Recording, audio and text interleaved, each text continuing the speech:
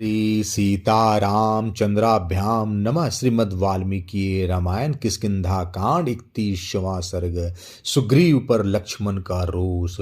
श्री राम का उन्हें समझाना। लक्ष्मण का किष्किंधा के द्वार पर जाकर अंगद को सुग्रीव के पास भेजना। वानरों का भय तथा प्लक्ष और प्रभाव का सुग्रीव को कर्तव्य का उपदेश देना। श्री राम के छोटे भाई नरेंद्र कुमार लक्ष्मण ने उस समय सीता की कामना से युक्त दुखी उदार हृदय शोकग्रस्त तथा बढ़े हुए रोष वाले ज्येष्ठ भ्राता महाराज पुत्र श्री राम से इस प्रकार कहा। आर्य सुग्रीव बानर है, वह श्रेष्ठ पुरुषों के लिए उचित सदाचार पर स्थिर नहीं रह सकेगा। सुग्रीव इस बात को भी नहीं मानता कि अग्नि की साक्षी देकर श्री रघुनाथ जी के साथ मित्रता स्थापन रूप जो सत्य कर्म किया गया है, उसी के फल से मुझे निष्कंटक राजभोग प्राप्त हुए हैं। अतः वह वानरों की राज्य लक्ष्मी का पालन एवं उपभोग नहीं कर सकेगा, क्योंकि उसकी बुद्धि मित्र धर्म के पालन के लिए अधिक आगे नहीं बढ़ रही है। सुग्रीव की बुद्धि मारी गई है, इसलिए वह विषय भोगों में आसक्त हो गया है। आपकी कृपा से जो उसे राज आदि का लाभ हुआ है, उस उपकार का बदला चुकाने की उसकी नियत नहीं है। अतः अब वह भी मारा जाकर अपने बड़े भाई वीरवर वाली का दर्शन करे। ऐसे गुणहीन पुरुष को राज्य नहीं देना चाहिए। मेरे क्रोध का बेग बढ़ा हुआ है, मैं इसे रोक नहीं सकता। असत्यवादी सुग्रीव को आज ही मार डालता हूँ। अब बाली कुमार अंगद ही राजा होकर प्रधान वानर वीर के साथ राजकुमारी सीता की खोज करें।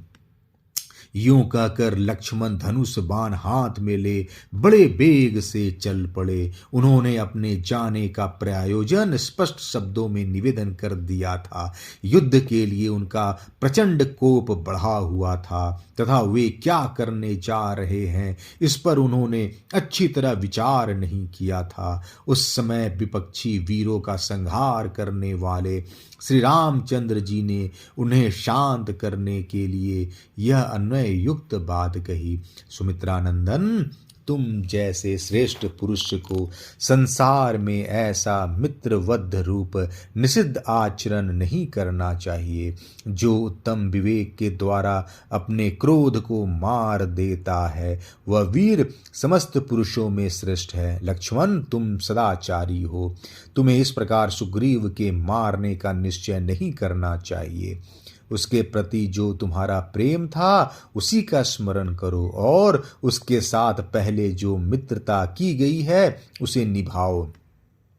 तुम्हें सांत्वनापूर्ण वाणी द्वारा कटु वचनों का परित्याग करते हुए सुग्रीव से इतना ही कहना चाहिए कि तुमने सीता की खोज के लिए जो समय नियत किया था वह बीत गया, फिर भी चुप क्यों बैठे हो। अपने बड़े भाई के इस प्रकार यथोचित रूप से समझाने पर शत्रु वीरों का संहार करने वाले पुरुष प्रवर वीर लक्ष्मण ने किष्किंधापुरी में प्रवेश करने का विचार किया। भाई के प्रिय और हित में तत्पर रहने वाले शुभ बुद्धि से युक्त बुद्धिमान लक्ष्मण रोष में भरे हुए वानर राज सुग्रीव की भवन की ओर चले। उस समय वे इंद्रधनुष के समान तेजस्वी, काल और अंतक के समान भयंकर तथा पर्वत शिखर के समान विशाल धनुष को हाथ में लेकर श्रृंग सहित मंद्राचल के समान जान पड़ते थे। श्री राम के अनुज लक्ष्मण अपने बड़े भाई की आज्ञा का यथोक्त रूप से पालन करने वाले तथा बृहस्पति के समान बुद्धिमान थे। वे सुग्रीव से जो बात कहते, सुग्रीव उसका जो कुछ उत्तर देते और उस उत्तर का भी जो कुछ उत्तर देते, उन सब को अच्छी तरह समझ बूझकर वहां से प्रस्थित हुए थे। सीता की खोज विषयक जो श्री राम की कामना थी और सुग्रीव की असावधानी के कारण उसमें बाधा पड़ने से जो उन्हें क्रोध हुआ था, उन दोनों के कारण लक्ष्मण का भी क्रोधाग्नि भड़क उठी थी। उस क्रोधाग्नि से घिरे हुए लक्ष्मण सुग्रीव के प्रति प्रसन्न नहीं थे। वे उसी अवस्था में वायु के समान वेग से चले। उनका वेग ऐसा बढ़ा हुआ था कि मार्ग में मिलने वाले साल, ताल और अश्वकर्ण नामक वृक्षों को उसी वेग से बलपूर्वक गिराते तथा पर्वत शिखरों एवं अन्य वृक्षों को उठा उठाकर दूर फेंकते जाते थे। शीघ्रगामी हाथी के समान अपने पैरों की ठोकर से शिलाओं को चूर चूर करते तथा लंबी लंबी डंगे भरते हुए वे कार्यवश बड़ी तेजी के साथ बढ़े। इक्ष्वाकु कुल के सिंह लक्ष्मण ने निकट जाकर वानर राज सुग्रीव की विशालपुरी किष्किंधा देखी, जो पहाड़ों के बीच में बसी हुई थी। वानर सेना से व्याप्त होने के कारण वह पुरी दूसरों के लिए दुर्गम थी। उस समय लक्ष्मण के ओष्ठ सुग्रीव के प्रति रोष से फड़क रहे थे। उन्होंने किष्किंधा के पास बहुत तेरे भयंकर वानरों को देखा, जो नगर के बाहर विचर रहे थे। उन वानरों के शरीर हाथियों के समान विशाल थे। उन समस्त वानरों ने पुरुष प्रवर लक्ष्मण को देखते ही पर्वत के अंदर विद्यमान सैकड़ों शैल शिखर और बड़े बड़े वृक्ष उठा लिए। उन सब को हथियार उठाते देख लक्ष्मण दूने क्रोध से जल उठे, मानो जलती आग में बहुत से सूखी लकड़ियां डाल दी गई हो। क्षुब्ध हुए लक्ष्मण काल, मृत्यु तथा प्रलयकालीन अग्नि के समान भयंकर दिखाई देने लगे। उन्हें देखकर उन वानरों के शरीर भय से कांपने लगे और वे सैकड़ों की संख्या में चारों दिशाओं में भाग गए। तदंतर कई श्रेष्ठ वानरों ने सुग्रीव के महल में जाकर लक्ष्मण के आगमन और क्रोध का समाचार निवेदन किया। उस समय काम के अधीन हुए वानर राज सुग्रीव भोगासक्त हो तारा के साथ थे, इसलिए उन्होंने उन श्रेष्ठ वानरों की बातें नहीं सुनी। तब सचिव की आज्ञा से पर्वत, हाथी और मेघ के समान विशालकाय वानर, जो रोंगटे खड़े कर देने वाले थे, नगर से बाहर निकले। वे सब के सब वीर थे, नख और दांत ही उनके आयुध थे। वे बड़े विकराल दिखाई देते थे। उन सब की दाढ़ें व्याघ्रों के दाढ़ों के समान थी और सबके नेत्र खुले हुए थे, अथवा उन सब का वहां स्पष्ट दर्शन होता था, कोई छिपे नहीं थे। किन्हीं में 10 हाथियों के बराबर बल था तो कोई 100 हाथियों के समान बलशाली थे, तथा किन्हीं किन्हीं का तेज पल बल और पराक्रम 1000 हाथियों के तुल्य था। हाथ में वृक्ष लिए उन महाबली वानरों से व्याप्त हुई किष्किंधापुरी अत्यंत दुर्जय दिखाई देती थी। लक्ष्मण ने कुपित होकर उस पुरी की ओर देखा। तदंतर वे सभी महाबली वानर पुरी की 4 दीवारी और खाई के भीतर से निकलकर प्रकट रूप से सामने आकर खड़े हो गए। आत्मसंयमी वीर लक्ष्मण सुग्रीव के प्रमाद तथा अपने बड़े भाई के महत्वपूर्ण कार्य पर दृष्टिपात करके पुनः वानर राज के प्रति क्रोध के वशीभूत हो गए। वे अधिक गर्म और लंबी सांस खींचने लगे। उनके नेत्र क्रोध से लाल हो गए। उस समय पुरुषी लक्ष्मण धूम युक्त अग्नि के समान प्रतीत हो रहे थे। इतना ही नहीं, वे 5 मुख वाले सर्प के समान दिखाई देने लगे। वान का फल ही उस सर्प की लपलपाती हुई जीव जान पड़ती थी। धनुष्य ही उसका विशाल शरीर था तथा वे सर्परूपी लक्ष्मण अपने तेजोमय विश्व से व्याप्त हो रहे थे।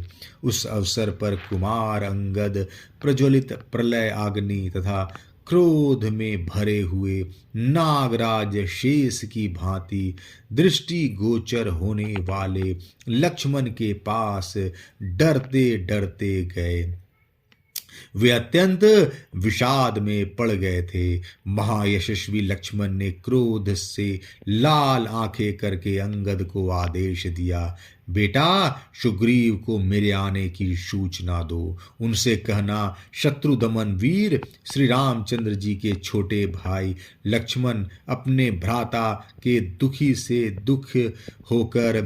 से दुखी होकर आपके पास आए हैं और नगर द्वार पर खड़े हैं। वानर राज, यदि आपकी इच्छा हो तो उनकी आज्ञा का अच्छी तरह पालन कीजिए। शत्रु दमन वत्स अंगद, बस इतना ही कहकर तुम शीघ्र मेरे पास लौट आओ। लक्ष्मण की बात सुनकर शोकाकुल अंगद ने पिता सुग्रीव के समीप आकर कहा, तात, ये सुमित्रा नंदन लक्ष्मण यहाँ पधारे हैं। तब इसी बात का कुछ विस्तार के साथ कहते हैं। लक्ष्मण की कठोर वाणी से अंगद के मन में बड़ी घबराहट हुई। उनके मुख पर अत्यंत दीनता छा गई। उन वेगशाली कुमार ने वहां से निकलकर पहले वानर राज सुग्रीव के, फिर तारा तथा रूमा के चरणों में प्रणाम किया। उग्र तेज वाले अंगद ने पहले तो पिता के दोनों पैर पकड़े, फिर अपनी माता तारा के दोनों चरण का स्पर्श किया, तदंतर रूमा के दोनों पैर दबाए। इसके बाद पूर्वोक्त बात कही, किंतु सुग्रीव मदमत एवं काम से मोहित होकर पड़े थे। निद्रा ने उनके ऊपर पूरा अधिकार जमा लिया था, इसलिए वे जाग न सके। इतने में बाहर क्रोध में भरे हुए लक्ष्मण को देखकर भय से मोहित चित्त हुए वानर उन्हें प्रसन्न करने के लिए दीनता सूचक वाणी में किलकिलाने लगे। लक्ष्मण पर दृष्टि पड़ते ही उन वानरों ने सुग्रीव के निकटवर्ती स्थान में एक स्थान ही महान जल प्रवाह तथा वज्र के गड़गड़ाहट के समान जोर जोर से सिंहनाद किया, जिससे सुग्रीव जाग उठे। वानरों की उस भयंकर गर्जना से कपिराज सुग्रीव की नींद खुल गई। उस समय उनके नेत्र मध्य से चंचल और लाल हो रहे थे, मन भी स्वस्थ नहीं था। उनके गले में सुंदर पुष्पमाला शोभा दे रही थी। अंगद की पूर्वोक्त बात सुनकर उन्हीं के साथ आए हुए 2 मंत्री प्लच और प्रभाव ने भी, जो वानर राज के सम्मान पात्र और उदार दृष्टि वाले थे तथा राजा को अर्थ और धर्म के विषय में ऊंच नीच समझाने के लिए नियुक्त थे, लक्ष्मण की आगमन की सूचना दी। राजा के निकट खड़े हुए उन दोनों मंत्रियों ने देवराज इंद्र के समान बैठे हुए सुग्रीव को खूब सोच विचार कर निश्चित किए हुए सार्थक वचनों द्वारा प्रसन्न किया और इस प्रकार कहा, राजन, महाभाग श्री राम और लक्ष्मण दोनों भाई सत्य प्रतिज्ञ हैं। वे वास्तव में भगवत स्वरूप हैं। उन्होंने स्वेच्छा से मनुष्य शरीर धारण किया है। वे दोनों समस्त त्रिलोकी का राज चलाने के योग्य हैं। वही आपके राज्य दाता हैं। उनमें से एक वीर लक्ष्मण हाथ में धनुष लिए किष्किंधा के दरवाजे पर खड़े हैं, जिनके भय से कांपते हुए वानर जोर जोर से चीख रहे हैं।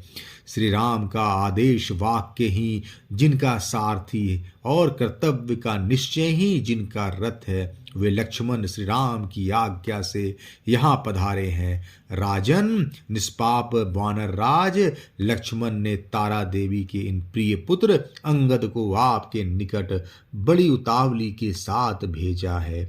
वानरपते पराक्रमी लक्ष्मण क्रोध से लाल आंखें किए नगर द्वार पर उपस्थित हैं और वानरों की ओर इस तरह देख रहे हैं मानो वे अपने नेत्राग्नि से उन्हें दग्ध कर डालेंगे। महाराज, आप शीघ्र चलें तथा पुत्र और बंधु बांधवों के साथ उनके चरणों में मस्तक नवावें और इस प्रकार आज उनका रोष शांत करे। राजन, धर्मात्मा श्री राम जैसा कहते हैं, सावधानी के साथ उसका पालन कीजिए।